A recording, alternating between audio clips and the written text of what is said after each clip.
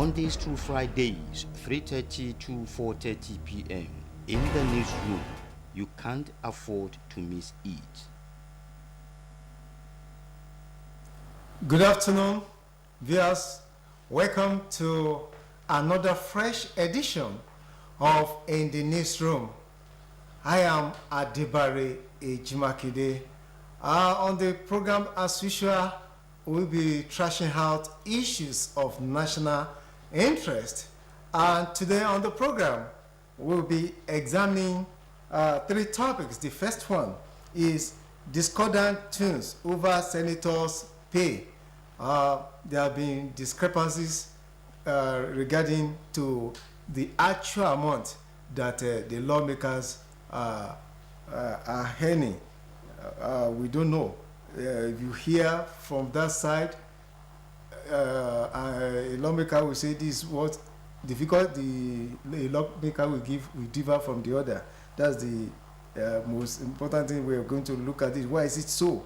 And we'll look at the issues that also compel Nigerians to be asking them to reduce their cost, to reduce their earnings in order to reduce the cost of governance in the country. Is part of what we are going to be examining on the program.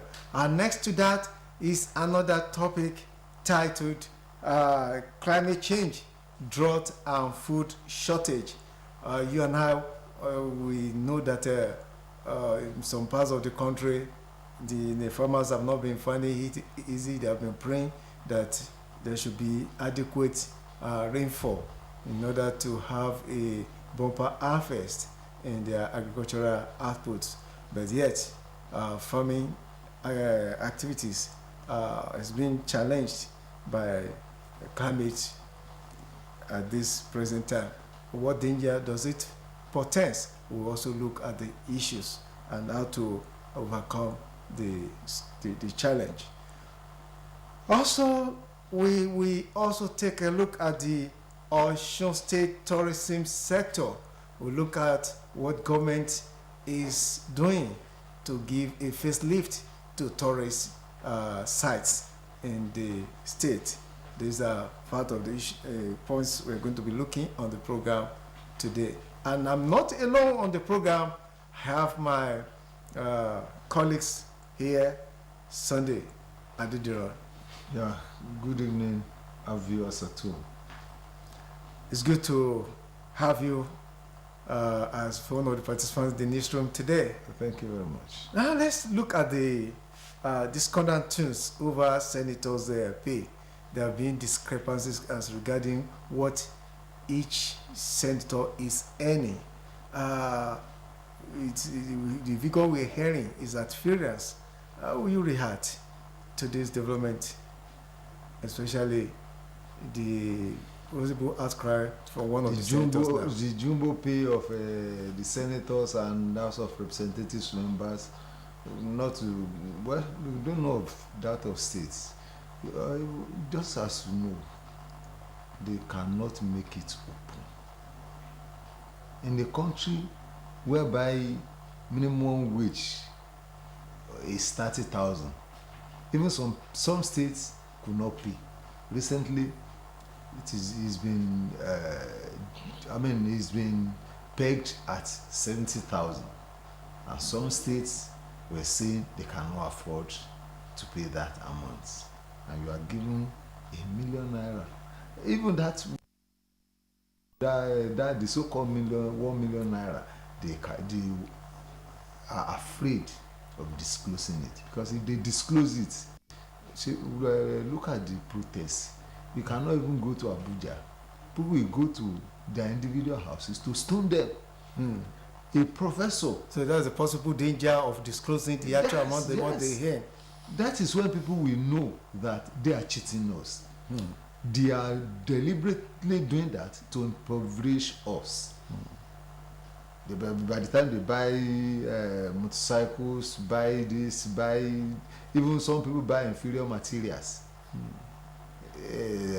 for their constituents. You give them, they will not tell you. Some say 1 million, some say 600. By the time some say, majority of them said 1 million. But the only body saddled with that responsibility is RAMFAC. That is salaries and wages commission. Yes. They are in the position to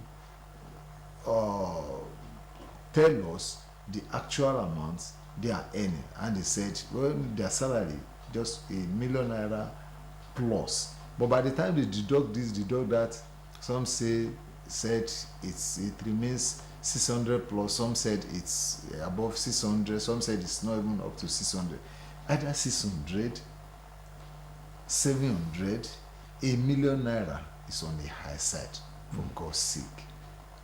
When a professor who has spent the better part of his life in school could not earn up to 500,000 naira per day, and you see somebody who just gets into office collecting ₦1 million, that is for salary alone.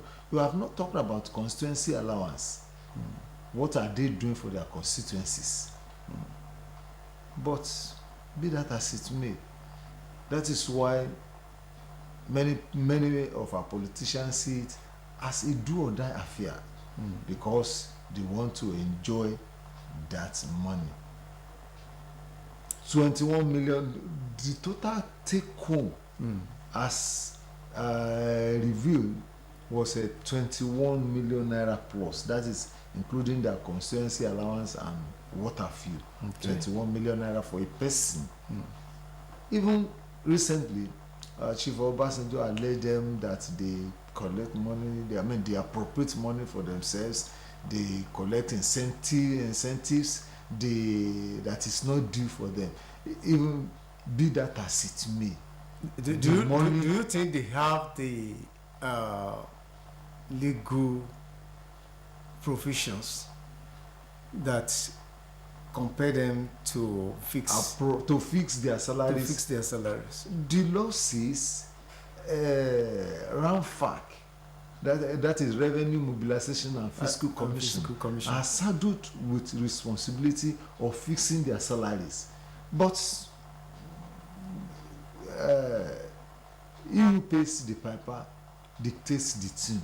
They are responsible for, probably that is why many people just look at it, let them do what they like. But be that as it may, okay, the salary, they cannot disclose the salary. People will not be happy. Those protesters, if they are aware of that, they have their facts. They have figures. Their facts and figures. They will not even go to Abuja. They will go to local area, begin to stone them. They are cheating us. So what have they done for their constituencies? How will you collect 21 million naira in a month, and you did not do what you are expected to do for your constituency? All right. Thank you. You see, this Revenue Mobilization Allocation and Fiscal Commission, they come up with some of the they are the legal institutions. They are the approved institutions that are supposed to fix their salaries. The salaries of lawmakers. No public officers. And public officers as well. And they are not saying that they don't have the constitution backing to compare the lawmakers not to fix their salaries. Are you getting it? Or not to increase their salaries? You can see what the challenge there. By the figure that I'm opportune to see recently, they put the salary of the lawmakers as over $1 million, 1,638,000 monthly. And basic salary was put at 168,000 naira 866. Motor vehicle maintenance was about 126,000 to maintain 650 to maintain their vehicles. Yes, personal assistant will take 42,216. And look at where the injustice is. Personal assistant that has a family to fend. I'm coming. Domestic staff for you to I mean, to maintain your vehicle, Yes. you will use 160 something million. Domestic staff 126,650. Entertainment go up 50,000 plus. Utilities is also rated 50,000 plus. Newspaper and periodicals is about 25,330. This one I'm surprised because this cost is lesser than what we used to hear. It used to be in millions in those days when the figures being released. That newspaper, there was a year that we heard that the newspaper got up about millions of naira because of reading the newspaper. This very age where you can read everything. I think they have been hearing the voices of Nigeria. This is has been reduced. The constituency allowance here was put at 422,000 plus. I think this one is different from the special constituent allowances that we used to hear to implement some projects is different. So one of the senator from the NNPP party, Senator Kawu Smiler, yes. revealed, like we have just said, that his salary with allowances is about 22,000. No, it's almost 22,000. Not 22, 600,000 plus. Is that 30,500 again? No, there's another that says 30,500 allowance. There's another one that says it is 30,500 and the salary is less than $1 million. That is 600,000 plus. So that's what we are looking at this day. There's variance, there's discrepancies in what individual of them claim as being their earnings per month. So like you have just said, they cannot. It seems difficult to reveal this for fear of unknown and for fear of being attacked and for fear that people will be more enlightened and aggrieved and to see that they are being cheated for so long. Like you just rightly said, an educationist, a professor, earning one third of what they are earning. It is not. It is uncalled for. So look at this. We are not saying. Look at these figures compared to figures that are seen in the past. We will see that domestic staff and personal assistant 42,000. Imagine one of them is having 2 personal assistants. What we say 42,000 plus. So it's not too much. It's not too much. I get now. It's not too much. You say the newspaper 25,000 plus. It's not too much. Are you getting that? When you look at all these figures, what we see, all these ones are reasonable and it's not too much. But the concern is that Nigerians see something in them, and they are calling that what they are earning is on the high side, that it should be cut, it should be reduced. So they see more than what the figures being released. They see more than that, and those that have even been at the National Assembly, the former lawmakers or whatever, they know what it means to be a lawmaker. They know what they are earning then. So all these issues should be visited. They should echo to the voice of Nigerians to really adjust their pay in line with what other Nigerians are with earning, economic realities and in line with the economic realities of the country. They should also know that most of them are not above professors who has already know it all in their specific areas of field.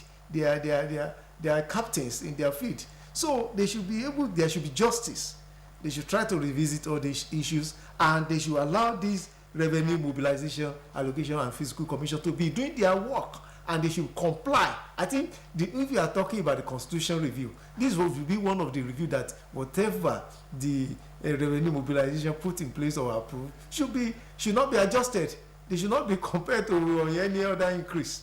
The issue is they will have seen them behind. Okay. This is what will be earning. And whatever, just like it is said that he who pays the piper dictates the tune. They must have known they are the one who saw to the appointment. Okay. This is what you appropriate for us to do. They will have even appropriated it for themselves. It's only for them to present it to the body, to the institution, to the body saddled with that responsibility. But by and large, in this economic downturn, where it is highly difficult for some families to eat once a day, and somebody somewhere who is voted into power is earning as much as 1 million naira, that is for salaries, allowances alone, and collecting 20 million naira, that is everything added together 21 million naira monthly. That is on the high side. That is why some people are clamoring for part-time legislation, that it should be part-time. It should, I mean, it should not be seen that people, that is why some people cease to it, that it must be a do or die affair. You know, when some governors after 8 years they go to Senate, some state House of Assembly members after their tenure, some go straight to House of Representatives, while some go to Senate. It's because of the bogus amounts associated with that office. That is why people are fighting for it. So even you see some past governors, past political office holder, they still be aspiring for that office. I think there's something in that place. If that for so somebody, out of that 21 million naira, they cannot do. They cannot do something of 10 million naira in a for their constituencies on monthly basis. What are we saying? Few of them seems to be the target of annoyance from the people. Well, how could that instead be be checked? That kind of a thing could be checked probably if the office is less attracted. If it is made on part-time basis, or probably, and it is transparency. Their salary should be based on civil servant scale. How many of them want to take civil service job? They cannot take it because the salary, the take home may not be. You cannot even take them. Does it take us home? They will prefer to go and engage in other lucrative business for that period instead of. And it will even at the floor of the house. It will even give room for the learned people, for those who are very serious, who are passionate about the development of this country, to go the opportunity. They will give, because to contribute to the changes that Nigerians are yearning for. You will not need to spend a lot because you are going there to serve. You are not going there to exploit or to amass wealth. So that is that is it. So it should be, the office should be made less attractive. If it is made less attractive, one, it is not going to be business as usual. It's not going to be do or die affair. People will not move from being a governor to say, oh, let me go to, instead of allowing another set of people to go in there. I think what is happening now is a challenge for the National Assembly to come out clean, to make it open, to be transparent. Don't forget about making it open, being transparent with their salary. If you are going to have a change in this country, I think that is needed. The change should begin in developed countries. At least the citizens know what the president is earning, and we are all emulating all these Western world countries in terms of democracy, in terms of governance. I think we should emulate them to the letter to this issue of being transparent and make it open. I think that remains a challenge for the nation to surmount. Okay, let's move to the next topic because of our time. There are issues of climate change, drought and food shortage. What's your assessment of the present situation in the country? Just like I said in one of our programs, They are hungry. We are angry. We went to Abuja to protest. And you look at our farms. Look at the farms people. Are you one of the protesters? No. Those who were a collective, no, that you were not part of it. I only made use of it. That Nigerians. As a Nigerian. Nigerians went to Abuja to protest. Instead of those who are Muslims to go to mosque, those who are Christian to organize, even if that 10 days of protest is devoted for fasting and prayer to seek the face of God. We have protested, lives lost, property destroyed. What has that changed things? Is it bad to heart? No, it's not. Don't you see protest as part of protest to is ask protest is for what they want? Protest is an inalienable right. You protest for certain changes to take place, but not like here in Nigeria. That place, that public place, you want to stage your protest. Some miscreants are sleeping and eating and earning their livings there. They use every opportunity to strike. That is why the protest was hijacked. So what I'm saying in essence is, presently you could observe a climate change. That is as a result of rain not falling. Everything withered off. We are saying there is scarcity of food. Why won't there be scarcity of food? There is no rain. Most of the things planted has been destroyed as a result of droughts. So what else? It means whom did we offend in this country? What has been a problem? What is the danger? What is the inherent danger? The inherent danger, you have seen it. Look at those who spend thousands, hundreds of millions of naira to plant. Go out and look at their plantation. What they have planted. Everything has been destroyed. If we had used that 10 days as a solemnization, pray for God's intervention. Divine direction. Probably things might have not degenerated to this extent. Level. In terms of leadership, if we pray, God will give us a leader that will see to the problem of the masses. Yeah, people have been praying before that protest.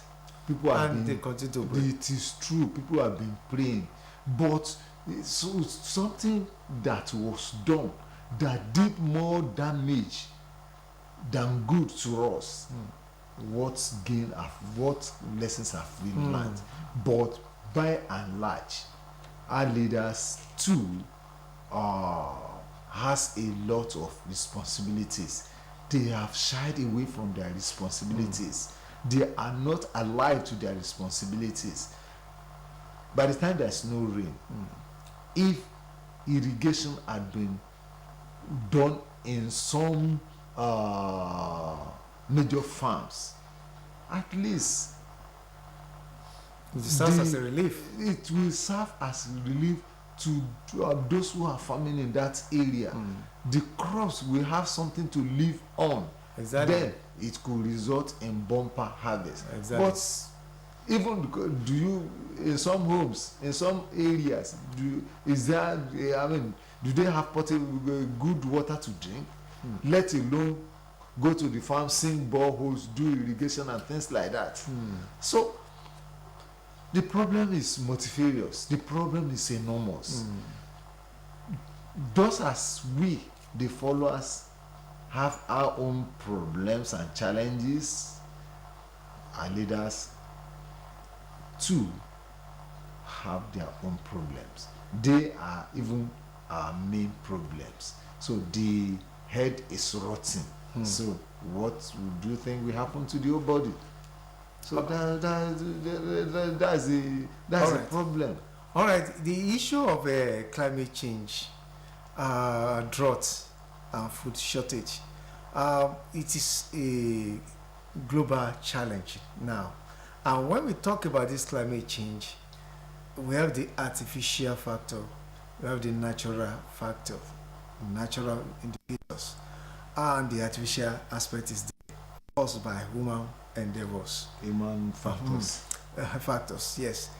Better, the most important thing is that how can this issue be surmounted? It is quite, or it is unpredictable situation whereby farmers plant crops, invest in farming activities, and at the end of the day, there's no rainfall, there's no conducive atmosphere environment for the survivor of the crops to get to maturity, and it may affect availability of food. And when there is shortage of food, hunger looms. That is the challenge ahead. And it's onus on the government to address this situation now. Because when there's famine this year, when there's drought, we know what can likely happen between now and next year, between now and the next planting season or whatever. So I think that is why a country must have adequate plan for its citizens to guard against the unforeseen. We always cite example of Western democracies, developed nations, and when it comes to governance and politics or democracy, we should make sure that in practice we are like them to the letters. In the Western world now, some of them, they have adequate storage facilities and food supply that can serve as a relief to their people in case of danger, in case or of anything. unforeseen circumstances. That's, just as look at what happened during the COVID-19 in developed nations. We heard that they were taking food to what? To the door. To the doorstep of to people. the doorstep. That is in advanced countries. That is advanced countries. That's developed nation. In Nigeria here. So we should have adequate plan. What is the government doing concerning the storage facilities, concerning mitigating this effect, concerning guiding against unforeseen circumstances? It is an eye opening to all Nigerians and even to the government now to make sure that this area needs to be revisited, reactivated, and something urgent must be done. When we have drought, it doesn't mean that doesn't mean man. It doesn't mean the whatever the receiving end. The existence of the human being. It doesn't mean that the human being should just lose their lives at that time. But there must be means of surviving. That is a factor. And in addition to that, like I've just said, in developed nations, we have a nation whereby they don't even have adequate rainfall. Of course. They don't have good climate. They don't have good soil. And yet they do farming successfully. I think this is what Nigeria needs now. What are the alternative ways? Fortunately, we have been hearing of a sack planting whereby you can even plant little very close between your compound or whatever. Although it might not be enough for the immediate family. It's on subsistence basis, but at least to a certain extent, if every family can do that, and then it will add to this food supply in the country. So individual, every home also has a role to play, and government also has its own role to play in order to not all families can have the opportunity to do that. One, somebody who managed to build a house on a half plot of land. What does he has? I mean, where will he plant again? Nigeria is highly blessed, but our problem is our leaders. Though issues of this climate change comes once in a particular time, it has come. It's even it's responsible for the food insecurity that is presently hurting here in Nigeria. So by saying every family should do this, every family should do that, it cannot be possible. Which it behooves on the government to be alive to their responsibilities. So if modern farming is practiced, Okay. make sure irrigation is central in those expanse of land where people planted. You see to the issue of insecurity, you see to the issue, things will not degenerate to this level. So we only pray to God that things change, and by next planting season we overcome this challenge. Should farmers be discouraged as a result of this? No, farmers cannot be discouraged. Government should come to their aids. Government should be alive to their responsibilities. Government should find a way of assisting. So that's how I think this issue of drought can be addressed, just to as a means to assist our farmers. And another point is that during the planting season, farmers should observe the weather before they invest, before they plant. Early planting at times may not produce the desired results because of inadequate but it is unpredictable. But they should comply to the predictions of the weather forecast and experts. What of if the prediction fails? In most everything is in form of most occasions, everything is in form of trial and error. It comes to reality. If you do it and it rains within that time and it survives, well and good. But if you do it and the reverse is the case, well, I quite agree on that one. There's nothing we can. We can't do. I see it as a risk. It's that's the point. Life we are living to is a risk. So it is a risk. Many people have done it before, and it works. I've done it before. It works. So that's just it. All right, let's still move ahead to the third topic. Osun tourism sector. What's your take on the commitment of the government, of the state government, in order to give a facelift to tourist sites in the country? Well, Governor Adeleke has done very well.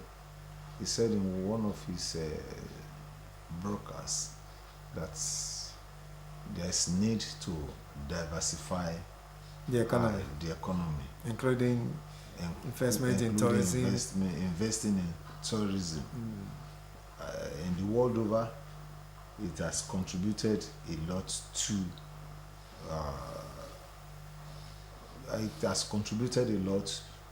the earnings of countries. It creates employment opportunities for people. Yes.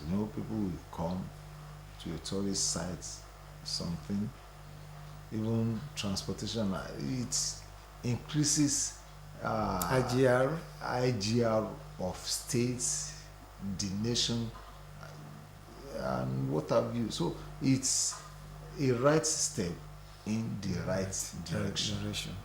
I quite agree with you. You think the government is already working assiduously to upgrade the tourist sites in the state, starting from that of Olumiri in waterfalls is there, and that is not the only one. We have the Owala, we have the another one in Ila over there, and many others in the state. So investment in the tourism sector is also good, like just said. It will boost the IGR of the state, serves as tourist center. And it even generates generate employment to the people, like you have just said. So I think the efforts of the state government should be committed in this area is a welcome idea. It's a right step, and they're also right looking direction. for a kind of a situation whereby public will also have a say. We have their own roles to play in this the management of these some of these issues, and this is a welcome idea. Of course. That's we're going to draw curtains on today's edition of In the Newsroom. It has been wonderful on the program. We have been examining discordant tunes over senators' pay, the variance in their payment, and we also look at the climate change, the drought, and food shortage. We also examine tourism sector, the commitment of the state government in this area. It is a welcome idea, and people have been lauding the governor for taking a giant stride and bold steps to revive the tourism sector in the state. I am Adebare Jimakide, bidding you bye on the program, and special thanks to my colleague. Good evening. Sunday Adidara. Okay, until tomorrow, meet us for another fresh edition tomorrow.